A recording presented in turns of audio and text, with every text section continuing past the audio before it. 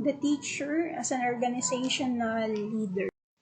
The recent reforms in the Philippine educational system bring to light the importance of the role of teachers in ensuring that initiatives to improve the teaching learning process are implemented efficiently and effectively. In order for these reforms to take place, it is necessary to have teachers who will support these initiatives, thus the need for teachers to become leaders.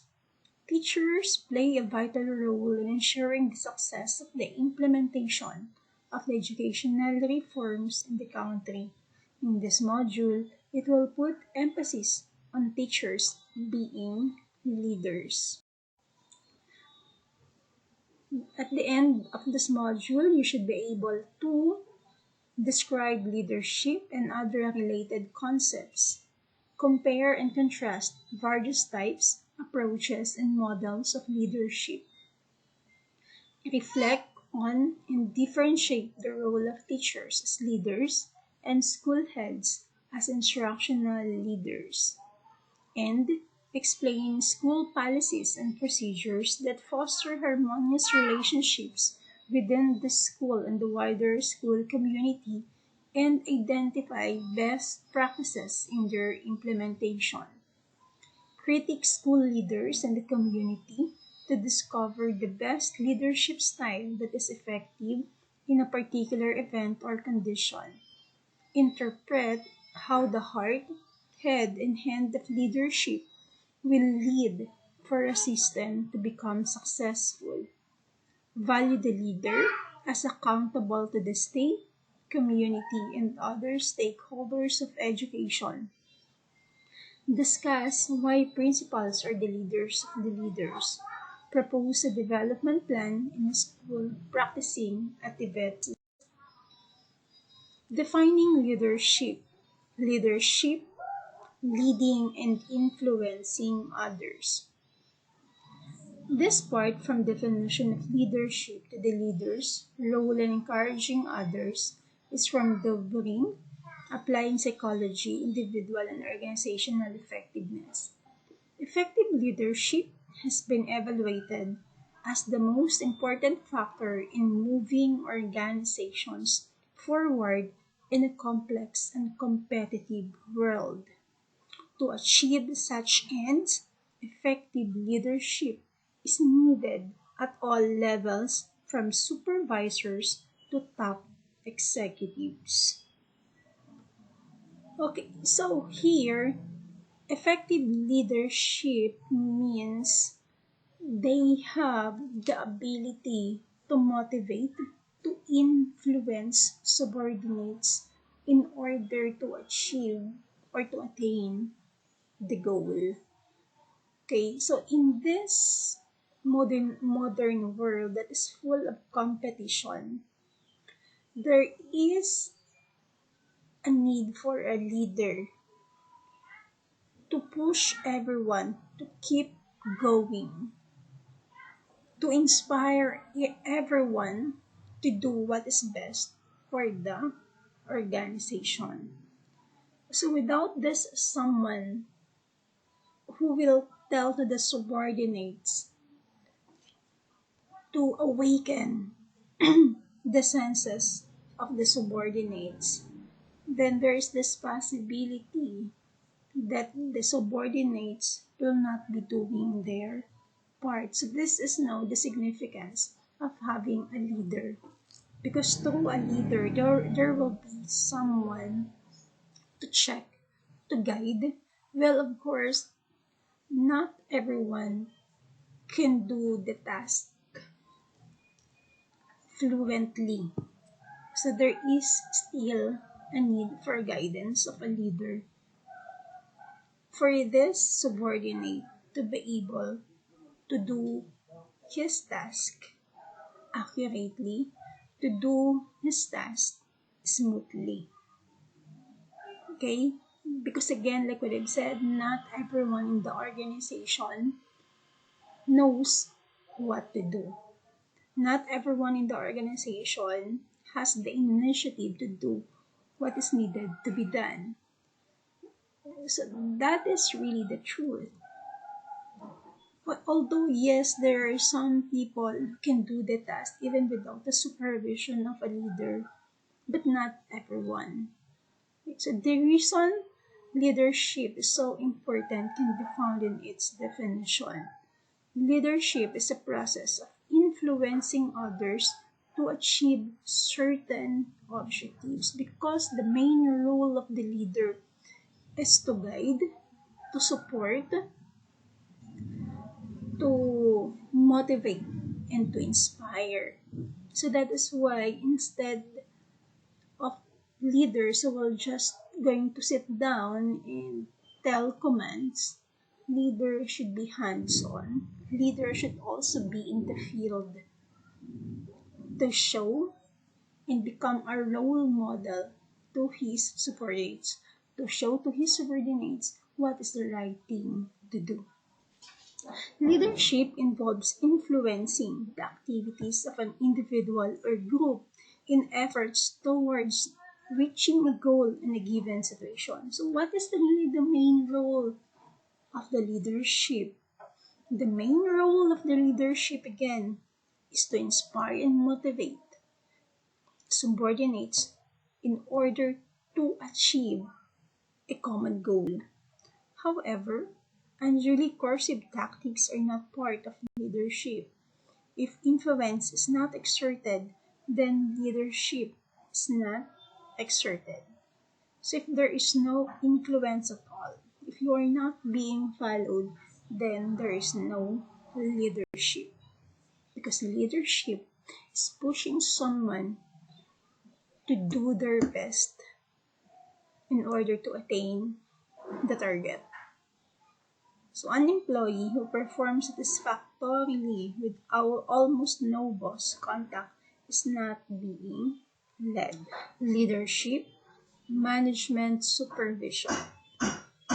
So leadership is one component of management, working with and through individuals and groups to accomplish organizational goals. So leadership is an act of monitoring the subordinates. That if the subordinates cannot comply or cannot do the task given, the role of the leader now is to guide the subordinates to show how it is done.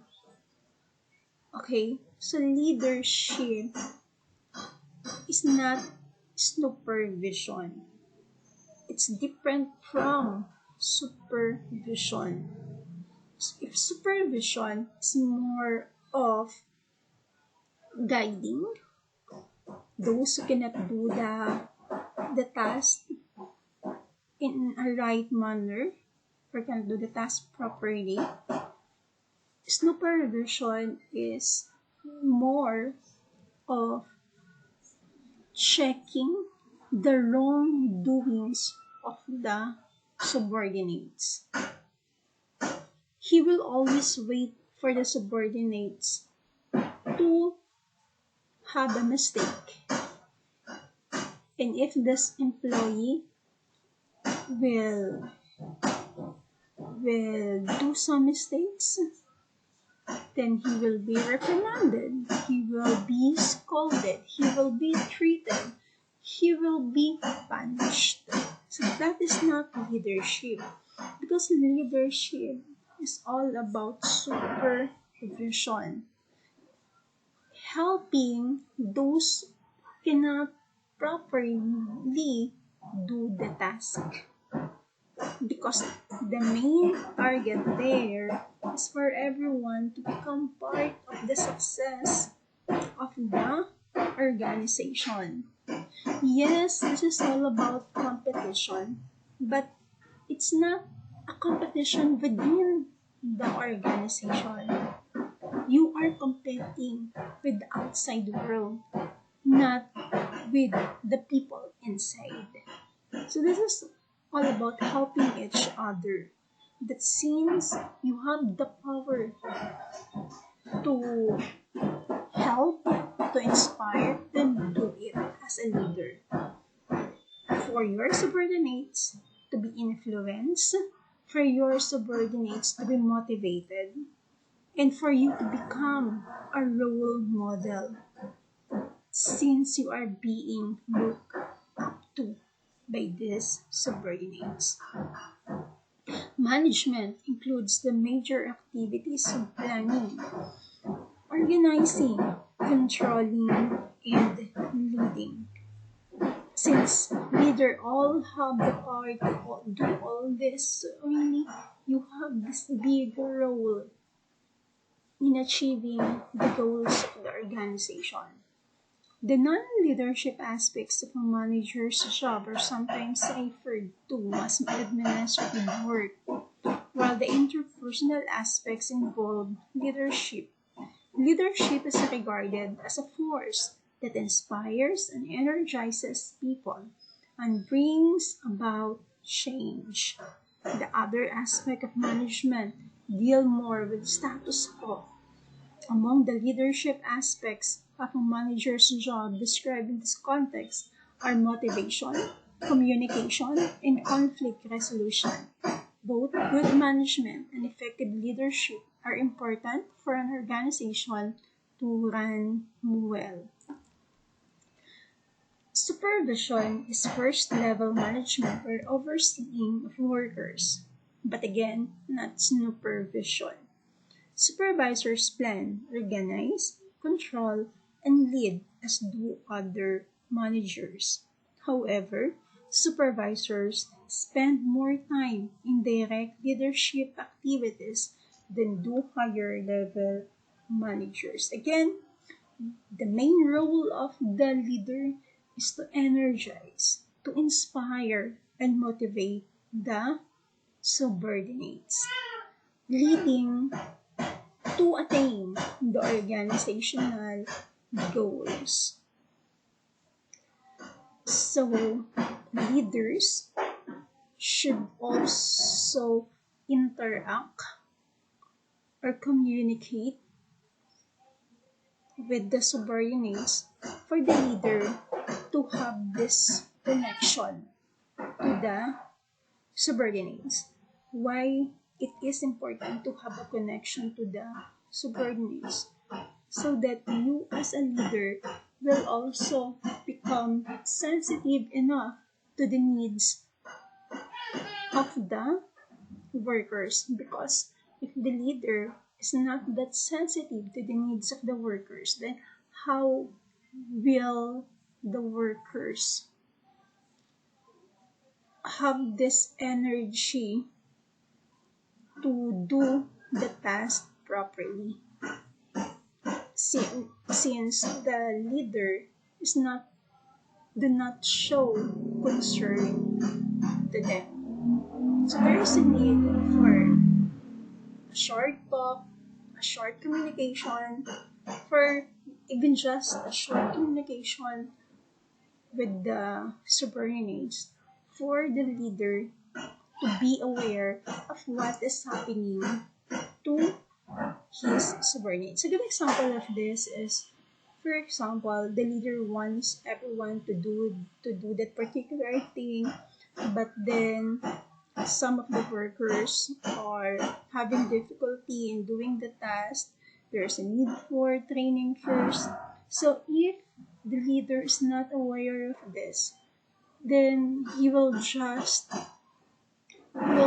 push to the plan without knowing the side of the workers, and then eventually the output is not good because he is not aware that the subordinates are having difficulty in doing that task, that there's still a need for webinars or trainings.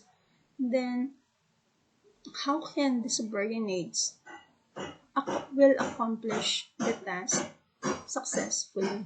Okay, so there is really a need for a communication and interaction with the subordinates.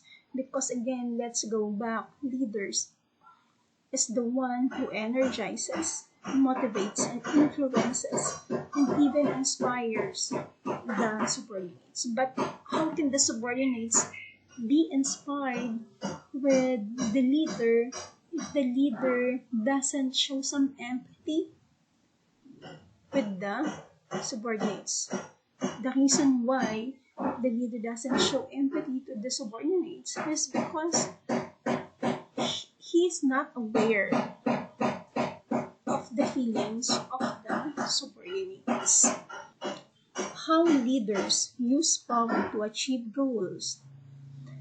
Leaders influence others to achieve goals through the use of power, the ability to control resources, to influence important decisions, and to get other people to do things. When power stems from the formal position you occupy, it is referred to as position power. When it stems from your personal characteristics and skills, it is referred to as personal power. If you want to be an effective leader, you must be able to use power in an intelligent and sensitive manner. Please take note of this because you will become a future leader. In using the power, leaders have all the power. Okay? Like we've said, one of the main role of the leader is to influence.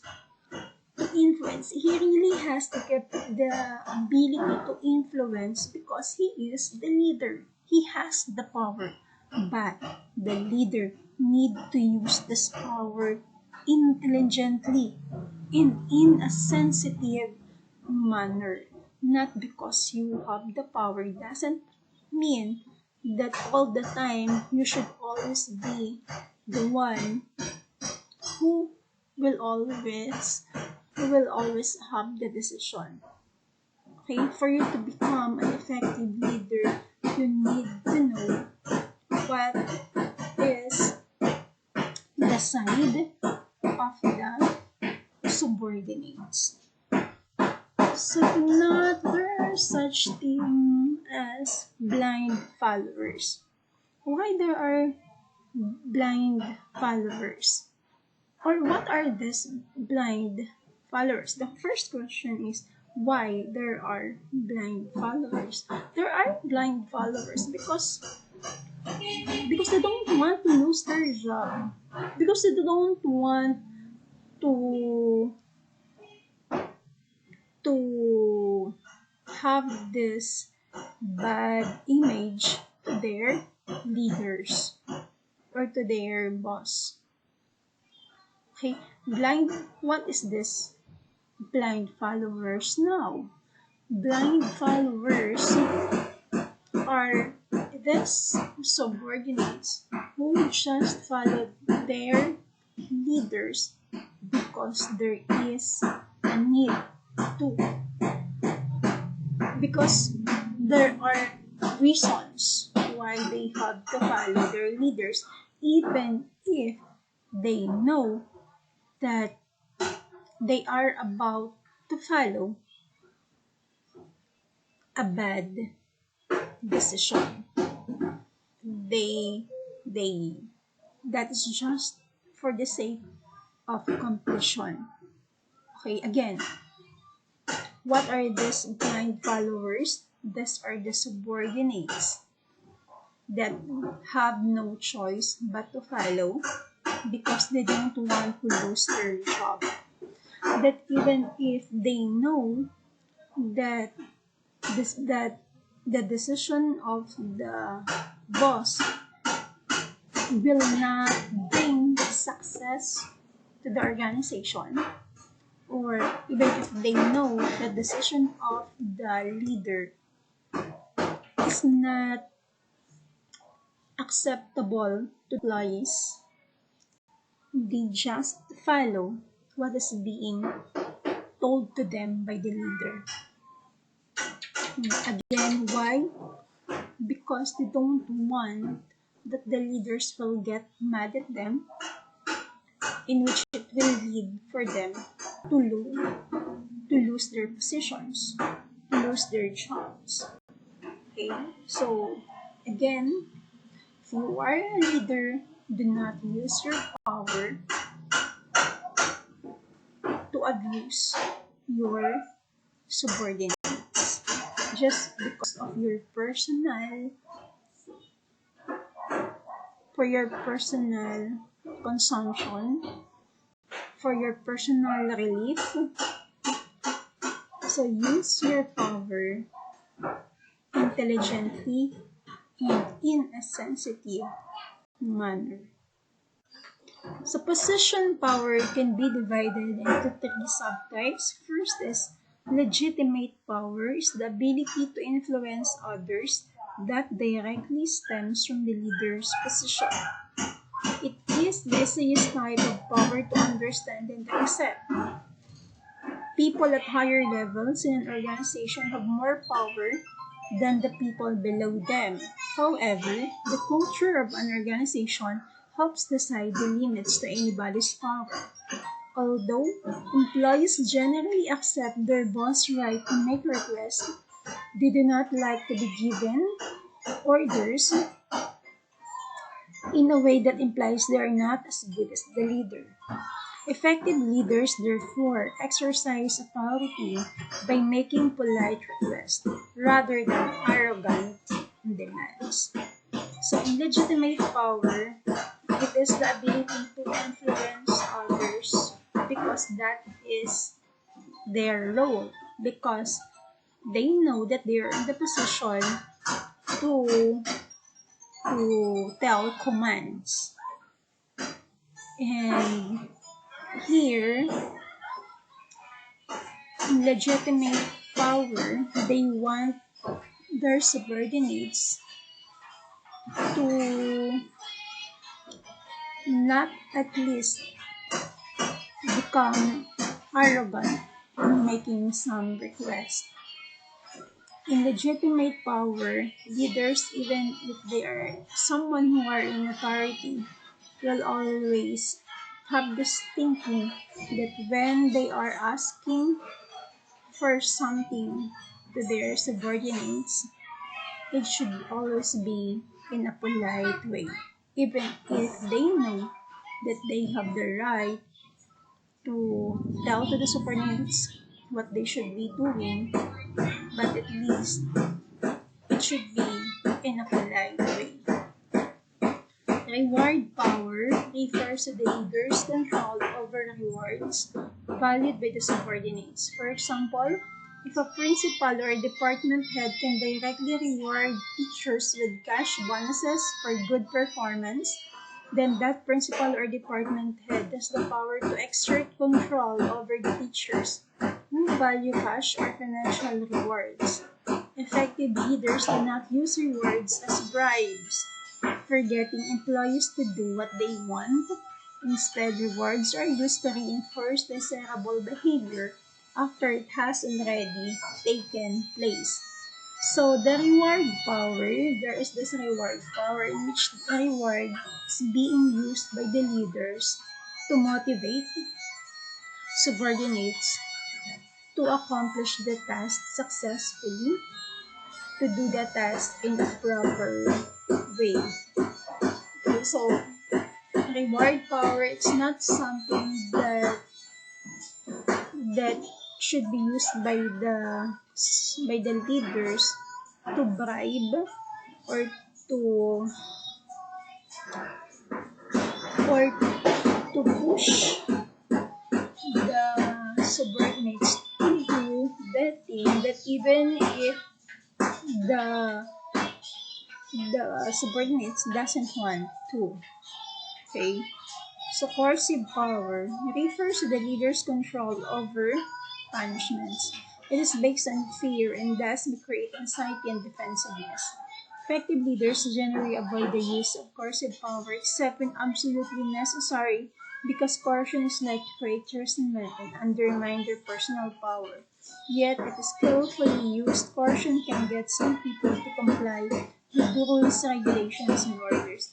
Coercive power in a negative way is not is really not due to the part of the subordinates, because that means to say the subordinates are just doing the task because they are afraid of punishment. But the positive side of coercive, this coercive power will just be practiced in a positive way. Then coercive power will push the subordinates to do the task properly, or to do their responsibility inside the organization, because they know that there will be a consequence to their action. The good thing here is the, the subordinates will not become abusive, even if the leader is not looking at them, not under supervision, or they're not being supervised, then at least if no one is looking, still they will be doing their jobs, because at the end of the day, they will be the one to suffer the consequence. Personal power has two subtypes. Expert power is the ability to control others to knowledge relevant to the job as perceived by subordinates. So in this power, the power is being used because he's the one who is expert in that field.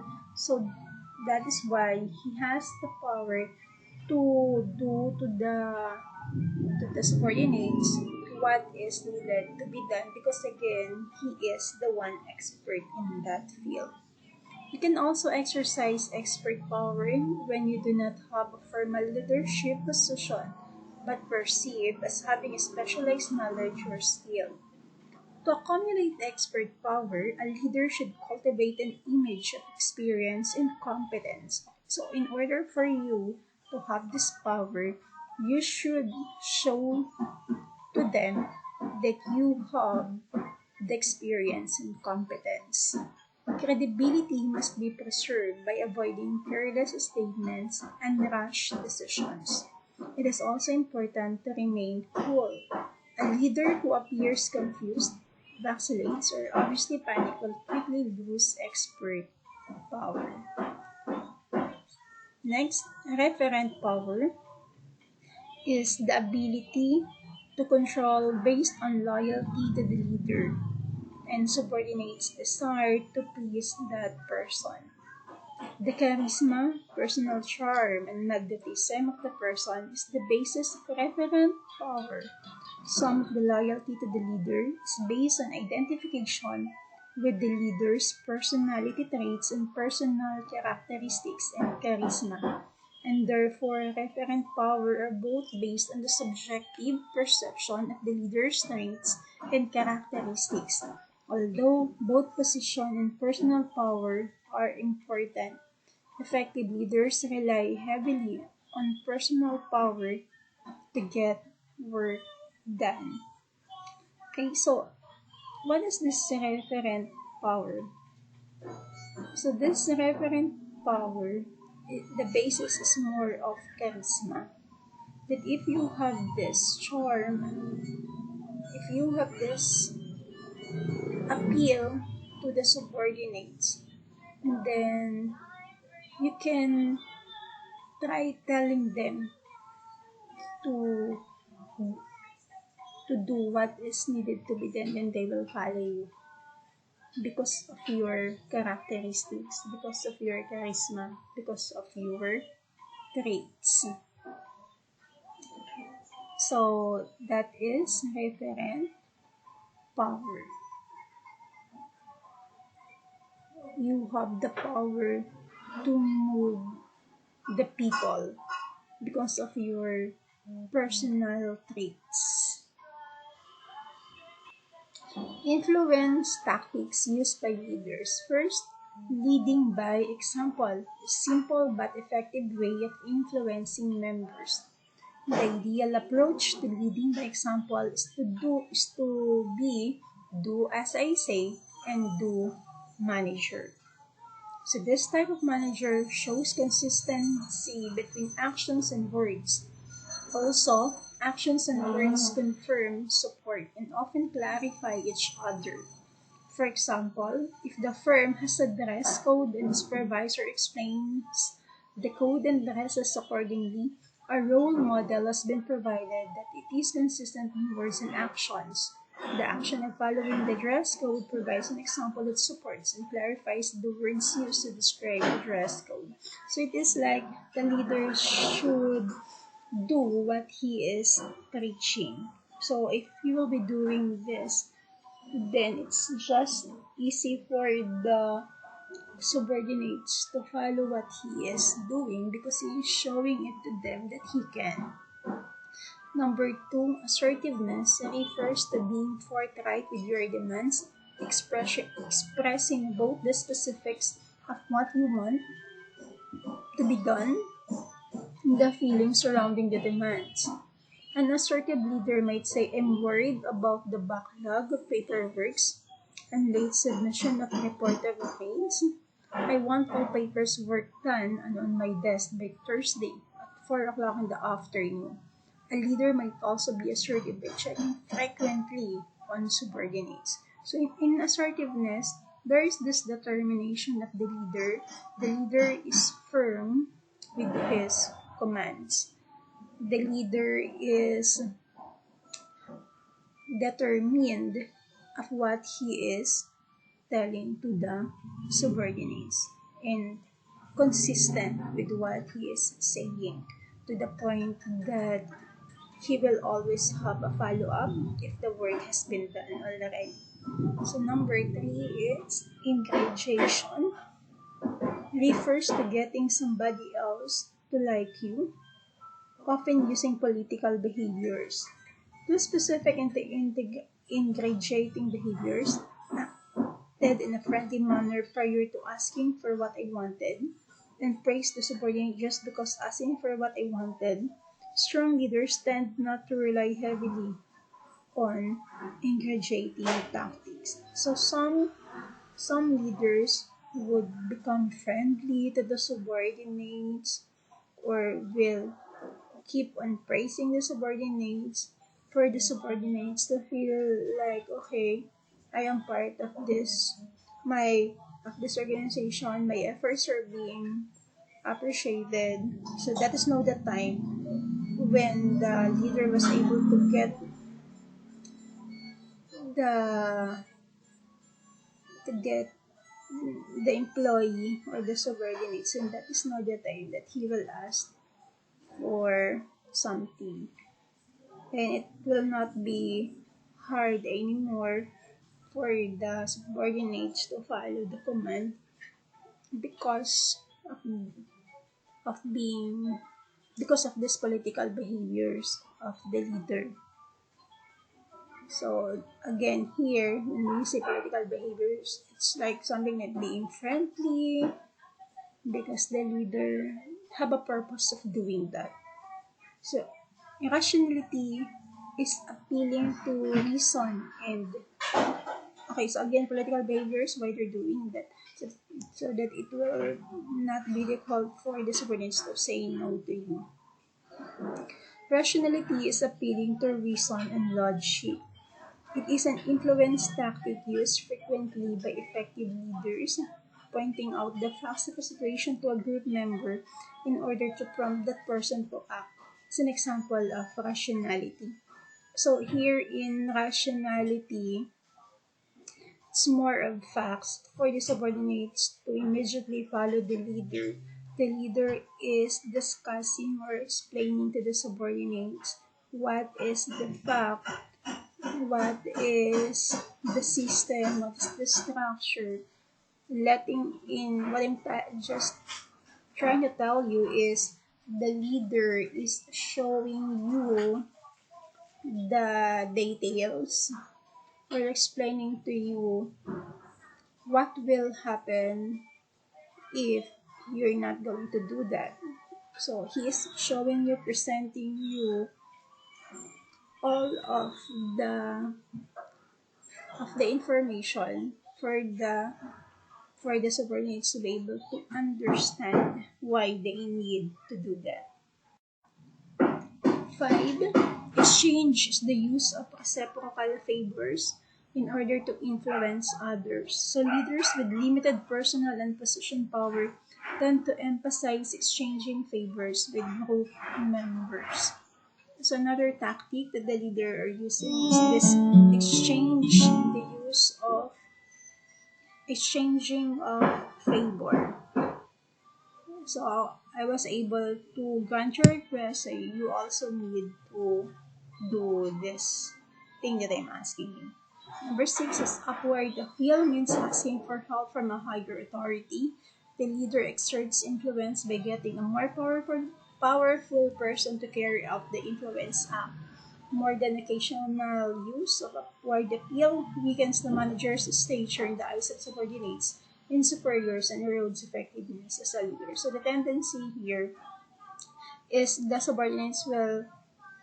leader will be using other people in the organization who have the power just for the subordinates to follow. But in return, some subordinates will think like, okay, he really do not have this skill to motivate us. So that is why there's a need to call for higher authority. So number 7, blocking refers to work slowdowns or the threat thereof, thus being used primarily to exert upward rather than downward influence. However, a leader sometimes uses blocking in ways such as I ignored him until he came around to my way of thinking, or I stopped being friendly until she started listening to me. So here in the blocking, it's like the leader have this thinking that time will come that the subordinates will come to him to ask for something, and in return this subordinate will now follow what he wants to do. A good example of this is like, for example, the the management or the leader would like the subordinates not to always do their job even if it's already beyond office hours, to finish the task. But then the subordinates is not accepting that kind of system because of course they also have their own lives. So what will happen now is the leader will not going to give some of their demands, or not necessarily demands, but will not going to give some of their benefits because they're not following what he is saying. So to the point that time will come that the subordinates will now be the one to initiate the move to ask the leader to already give to them the benefits that they should have in exchange of doing what the leader wants them to do. That is to do their task beyond office hours, even if it's not paid.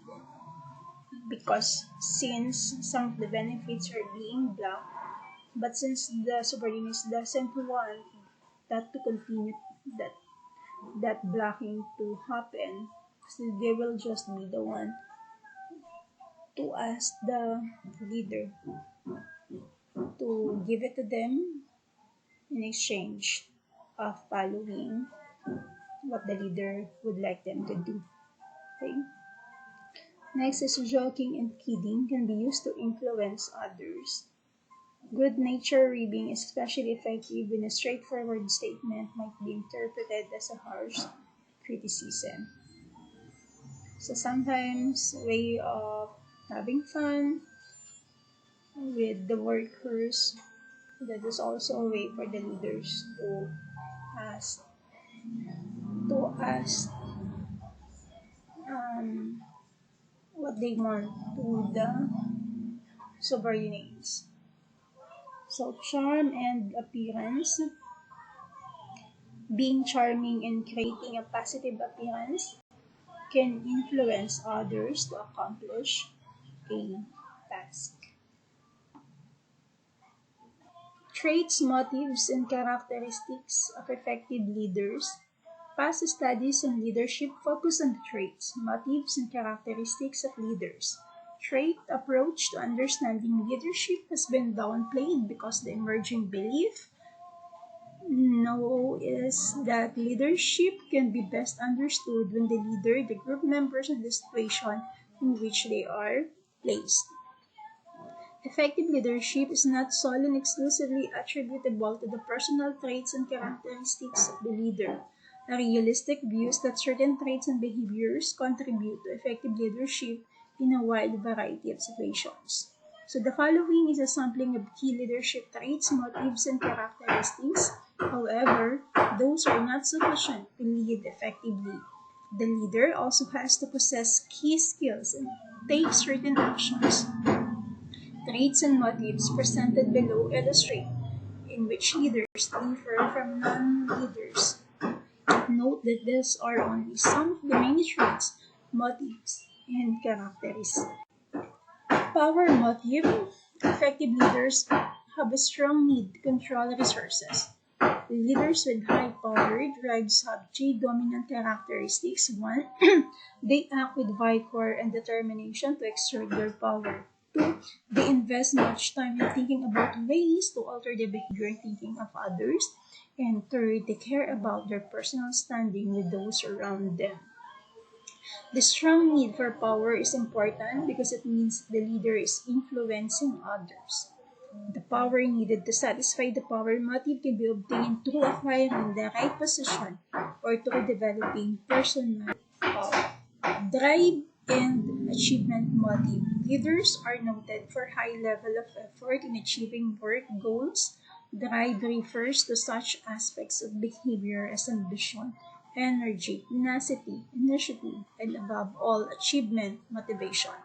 The achievement motive is reflected in finding joy in accomplishing for its own sake.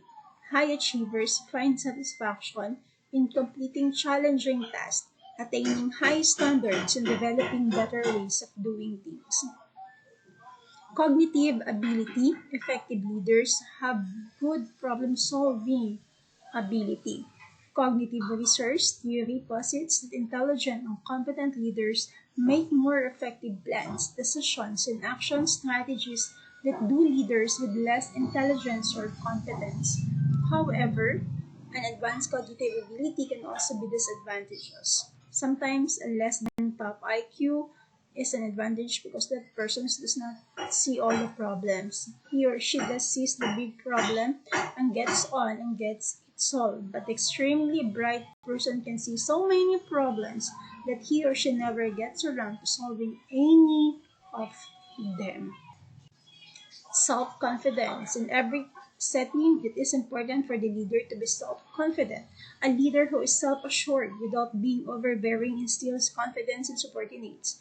Aside from being a psychological trait, self-confidence or self-assurance refers to the behavior exhibited by the person in a number of situations. It is like being cool under pressure. Courage. Study of 200 US and Japanese managers indicate that courage is an important leadership attribute in revitalizing an organization. Managerial courage involves a manager giving voice to ideas that deviate from current thinking because the manager believes they will produce improved benefits for the organization.